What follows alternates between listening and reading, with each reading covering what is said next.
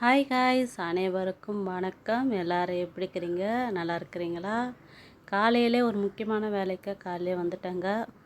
பசங்க 2 பேரும் ரெடி பண்ணி ஸ்கூலுக்கு அனுப்பிட்டு அவர் ஆஃபீஸ் கிளம்பிட்டார். அப்படியே வந்து என்னை விட்டுட்டு போனார்.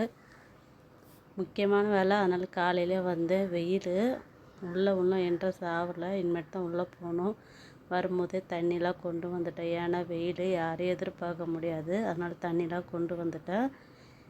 ஒரே ஒரு வேப்ப மரத்தில் பாருங்கள், காற்று என்ன அசை அசையுது இந்த வெயிலில்.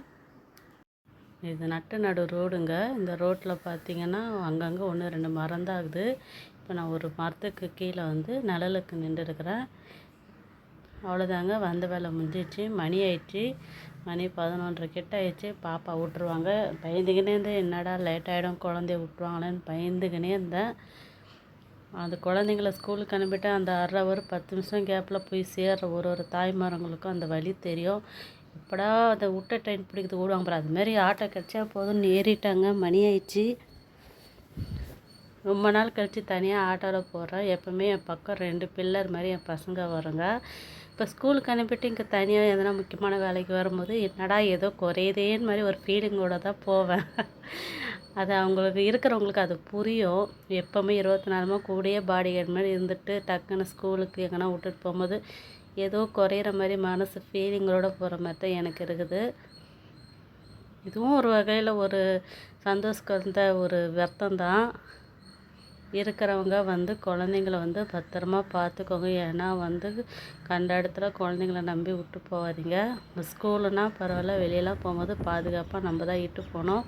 எப்போவுமே வந்து நம்ம ஒரு தியாகம் செஞ்சால் தான் நல்லது நடக்கும். அதனால் வந்து எப்போவுமே நல்லதே நடக்கும்னு கடவுள்கிட்ட வேண்டியிருந்தால் நல்லது கொடுத்துருந்தோன்னா இப்போ கடவுளோட அருமை நமக்கு தெரியாது. எப்போவுமே அப் அண்ட் டவுன் வாழ்க்கையில் இருக்கணும். ஒருடைய அப்பிலே போனால் அப்பிலே தான் போயிடணும்.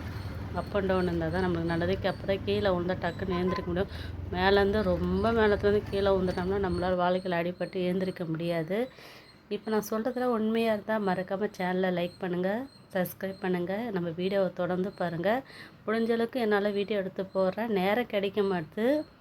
டைம் கிடைக்கும் போது கண்டிப்பாக இது மாதிரி ஒரு 2-3 வீடியோ எடுத்து நான் போட்டுன்னு தான் இருக்கிறேன். எனக்கு டைம் கிடைக்க மாட்டுதுங்க. வீடியோலாம் எடுத்துருவேன், அது எடிட் பண்ணி போகிறதுக்கு தான் டைம் கிடைக்க மாட்டுது. ஃப்ரீயாக இருந்தால் கண்டிப்பாக எடுத்துருவேன். இப்போ பசங்க ஸ்கூலுக்கு போயிட்டாங்க. ஒரு 10 நிமிஷம் கேப் கிடச்சிது. அதில் பாருங்கள், என்னால் முடிஞ்சு குட்டி குட்டி வீடியோ எடுத்தேன். இப்போ வெயிலில் வந்து நாங்கள் ஆட்டோவில் வீட்டுக்கு போயின்னுக்கிறோம். இந்த வீட்டுக்கிட்ட போயிட்டோம்.